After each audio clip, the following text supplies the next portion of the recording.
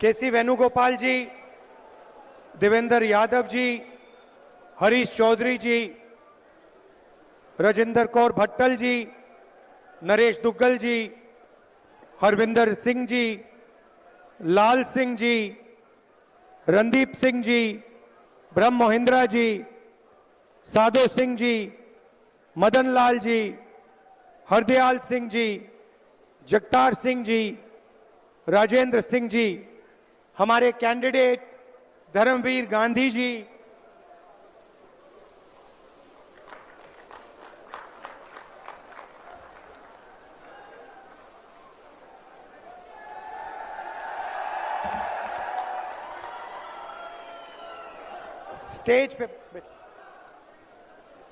Stage पे Congress party के वरिष्ठ नेता,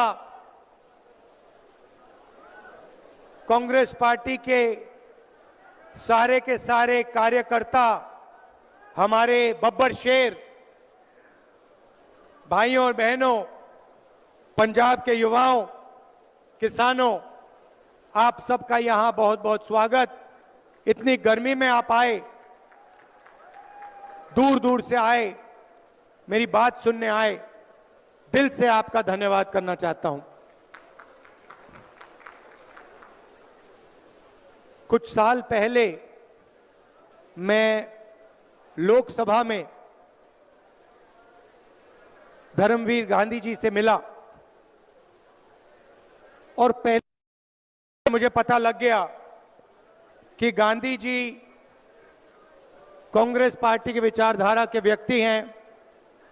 कॉन्स्टिट्यूशन, डिसेंट्रलाइजेशन की विचारधारा में बिलीव करते हैं और मुझे मालूम था कि कभी ना कभी गांधी जी कांग्रेस पार्टी में आएंगे और इसलिए काफी खुशी हो रही है।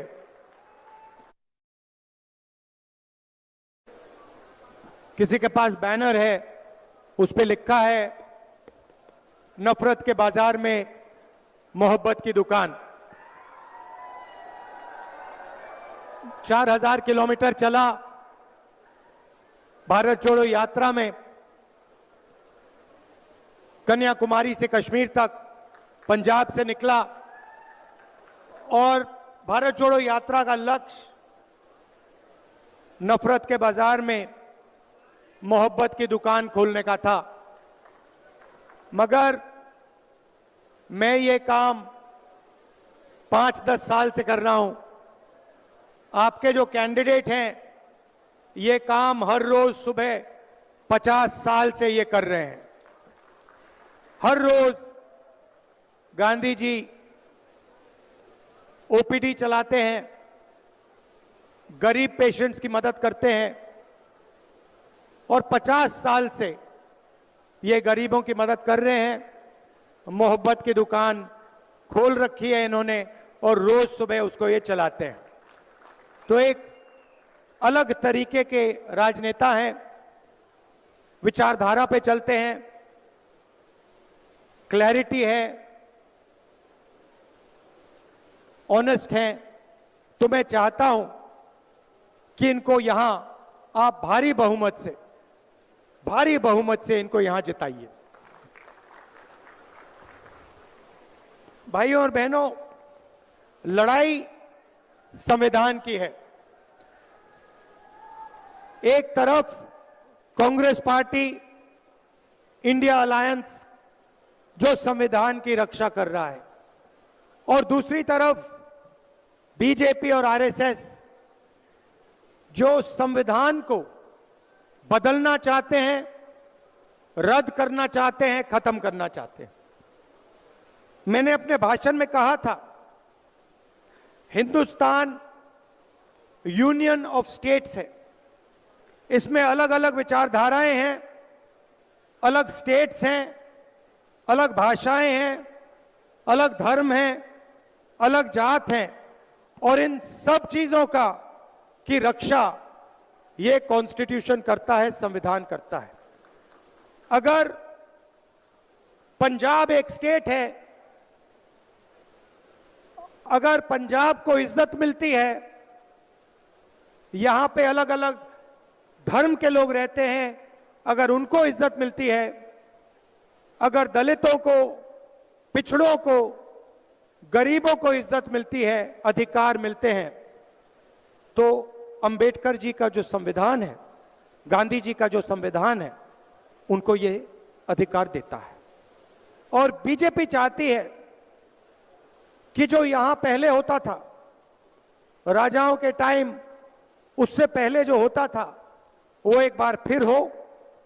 एक व्यक्ति पूरे देश को चलाए, एक भाषा हो, एक हिस्ट्री हो, एक कल्चर हो, एक धर्म हो, मगर हिंदुस्तान अलग अलग धर्मों का, अलग जातों का, अलग भाषाओं का देश है। और इसीलिए हम सबको कॉन्स्टिट्यूशन की, संविधान की रक्षा करनी है। भाइयों और बहनों, संविधान ने आपको हरी क्रांति दी, सफेद क्रांति दी, पब्लिक सेक्टर दिया, रिजर्वेशन दिया, सारा का सारा जो भी हिंदुस्तान के गरीब लोगों को मिला है वो इस संविधान ने दिया है। और मैं बीजेपी के लोगों से कहना चाहता हूं, नरेंद्र मोदी जी से कहना चाहता हूं कि देखिए, आपको जितने बयान देने हैं आप दीजिए। आपके नेता पब्लिक में कहते हैं कि हम कॉन्स्टिट्यूशन को फाड़ देंगे, बदल देंगे, मगर मैं आपको मैसेज देना चाहता हूं, इस संविधान को दुनिया में कोई शक्ति नहीं खत्म कर सकती है, क्योंकि ये संविधान हिंदुस्तान का संविधान है, ये हिंदुस्तान के लोगों की आवाज है, ये हिंदुस्तान के लोगों का इंस्पिरेशन है। तो आपको जो बोलना है बोलिए, मगर आप इस काम को पूरा नहीं कर पाओगे, क्योंकि हम सारे एक साथ मिलकर आपके खिलाफ खड़े हैं। आपको हम ये काम नहीं करने देंगे।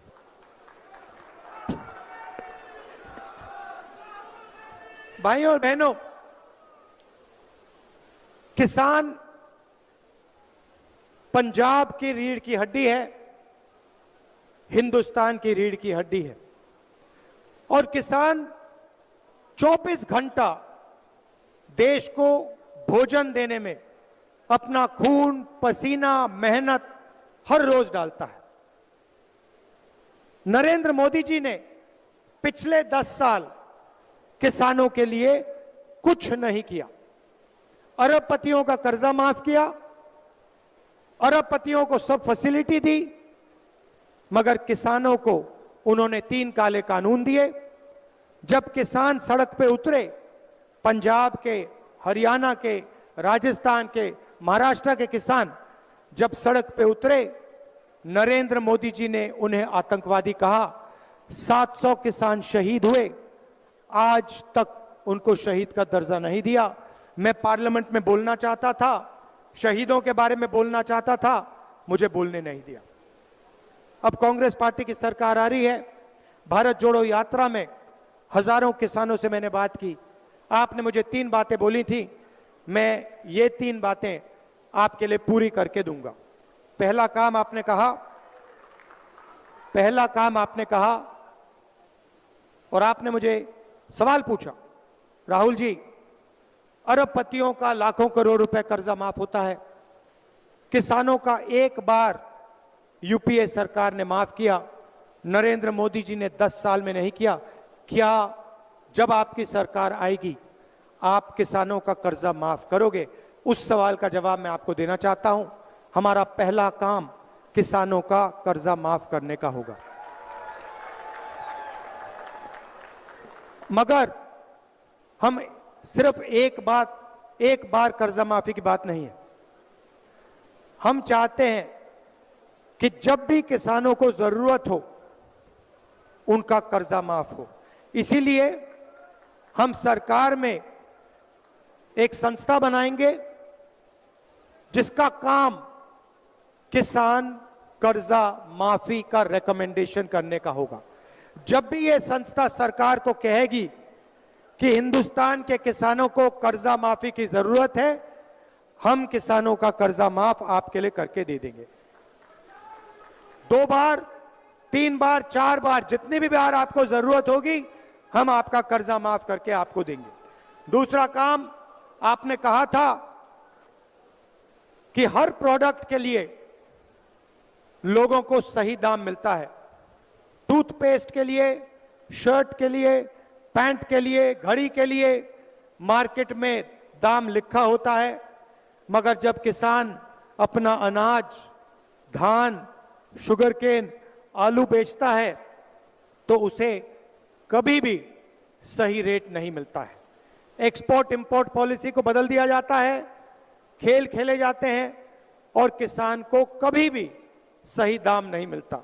इसीलिए हमारा दूसरा काम किसानों के लिए कानूनी मिनिमम सपोर्ट प्राइस हम आपको और हिंदुस्तान के किसानों को देने जा रहे हैं। कम से कम दाम की गारंटी आपको हिंदुस्तान की सरकार देगी। नरेंद्र मोदी जी ने साफ कहा कि वो ये काम नहीं करने जा रहे हैं। मैं आपको इस स्टेज से गारंटी दे रहा हूं कि किसानों का कर्जा माफ होगा और किसानों को मिनिमम सपोर्ट प्राइस कानून से दिलवाई जाएगी। आखिरी काम किसानों के लिए, आपने कहा कि बीमा योजना का फायदा 16 कंपनियों को होता है, नुकसान होता है, तूफान आती है, आंधी आती है, हमें पैसा नहीं मिलता।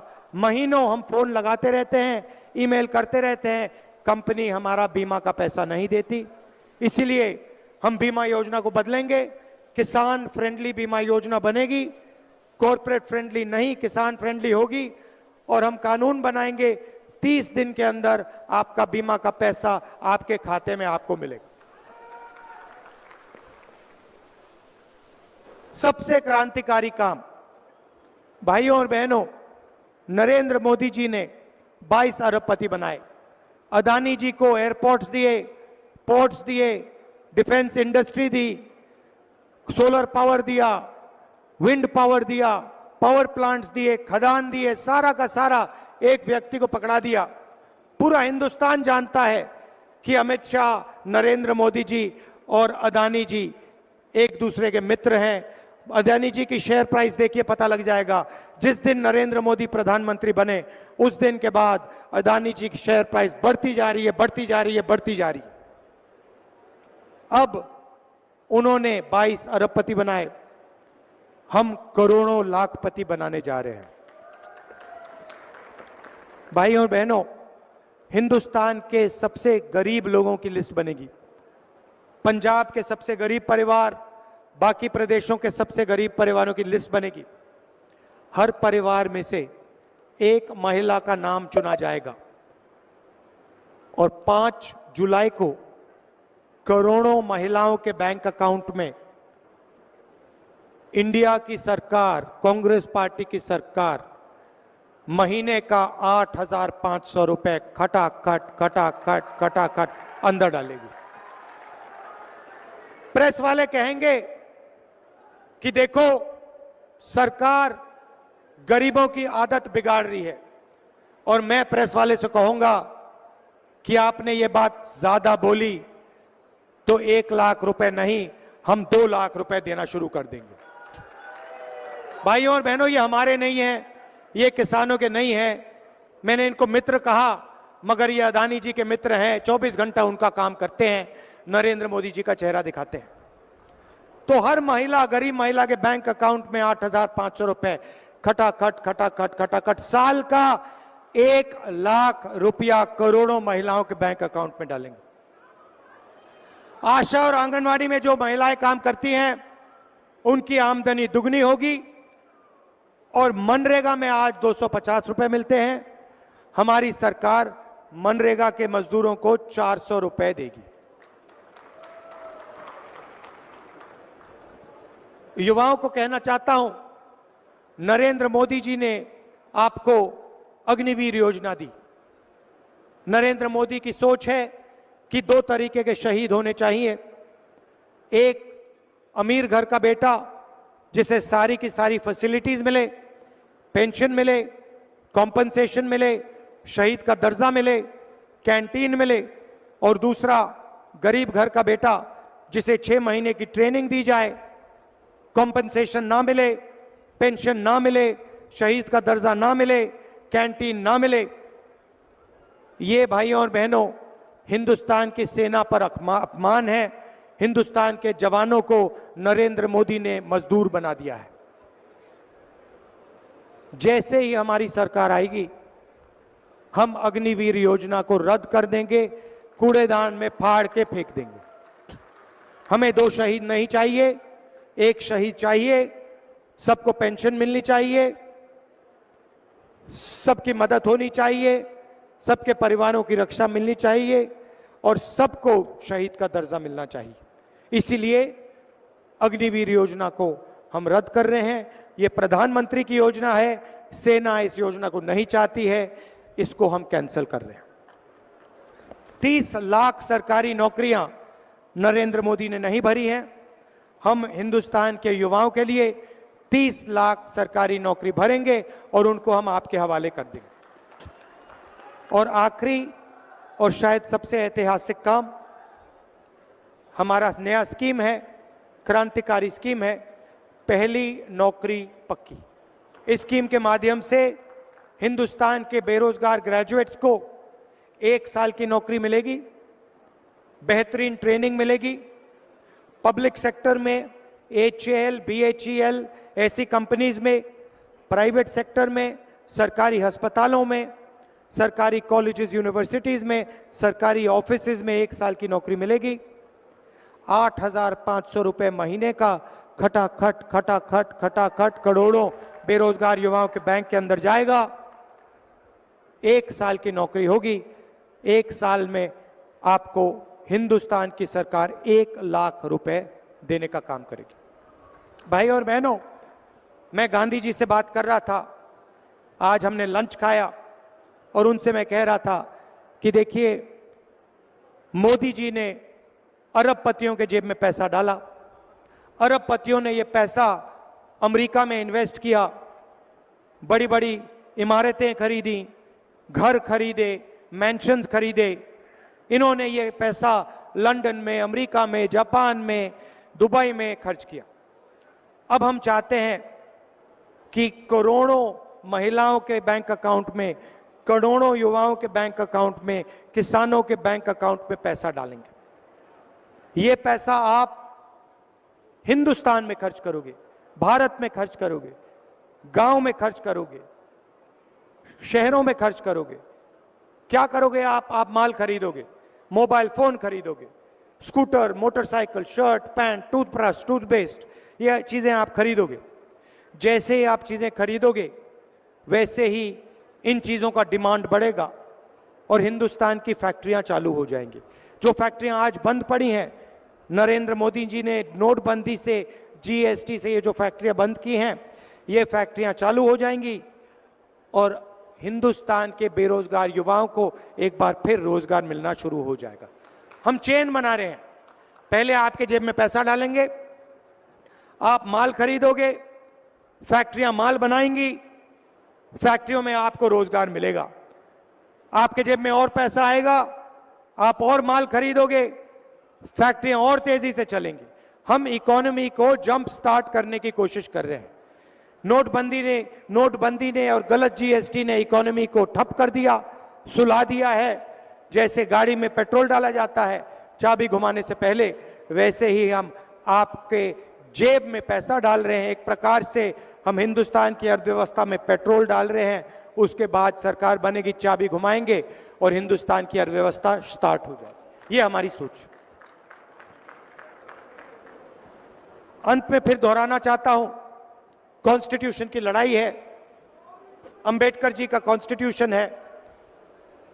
ये हिंदुस्तान के हर सिटीजन का फर्ज है कॉन्स्टिट्यूशन की रक्षा करना। तो मिलकर हम कॉन्स्टिट्यूशन, संविधान की रक्षा करेंगे और बीजेपी के नेताओं को दिखाएंगे कि इस कॉन्स्टिट्यूशन को कोई नहीं मिटा सकता, अंबेडकर जी के कॉन्स्टिट्यूशन को कोई नहीं मिटा सकता, संविधान को कोई नहीं छू सकता। सरकार चले तो किसानों के लिए, मजदूरों के लिए, गरीबों के लिए चलनी चाहिए।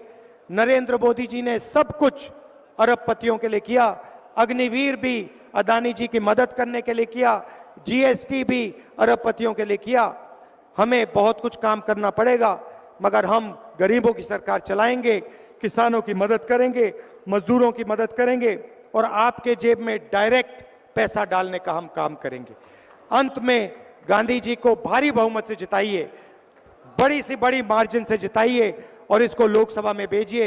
ये आपकी आवाज लोकसभा में उठाएंगे, आपके जो मुद्दे हैं उनकी रक्षा करेंगे और गारंटी करके आप उनको यहां जिताइए।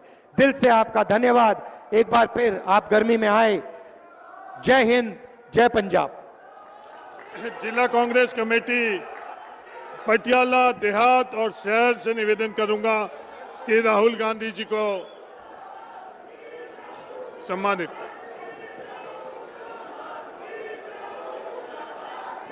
धन्यवाद। जय हिंद। निया महारैली दे विच पहुंचे